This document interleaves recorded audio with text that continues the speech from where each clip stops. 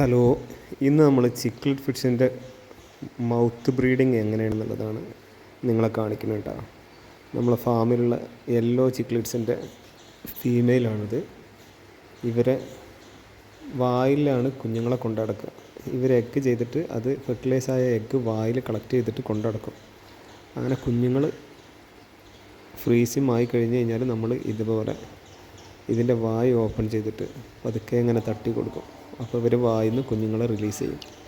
അങ്ങനെയാണ് നമ്മൾ ചിക്ക്ലെറ്റ്സിൻ്റെ കുഞ്ഞുങ്ങളെ കളക്ട് ചെയ്യുക. എന്നിട്ട് പിന്നെ കുഞ്ഞുങ്ങളെ വേറെ നമ്മൾ അക്വേറിയത്തിലോ അല്ലെങ്കിൽ ടാങ്കിലോ ഇട്ടിട്ട് വലുതാക്കിയെടുക്കും. ഈ കുഞ്ഞുങ്ങൾക്ക് നമ്മളിപ്പോൾ കൊടുക്കണം മൊയിന കൊടുക്കും, ആർട്ടിമിയ കൊടുക്കും. ഇവരിങ്ങനെ വായിൽ വെച്ചിരിക്കും. ഈ വായിൽ ഒരു ചെറിയ മീനിൻ്റെ വായിലൊരു 14 കുഞ്ഞുങ്ങളെങ്കിലും ഉണ്ടാവും. മാക്സിമം നമുക്കിപ്പോൾ ഇതുവരെ കിട്ടിയത് 20-21 കുഞ്ഞുങ്ങളാണ്. ഓക്കെ, അപ്പോൾ ഇതാണ് അതിൻ്റെ പ്രോസസ്സ്. വളരെ കെയർ ചെയ്യേണ്ടതാണ്. മീനിന് പരിക്ക് പറ്റാൻ പാടില്ല.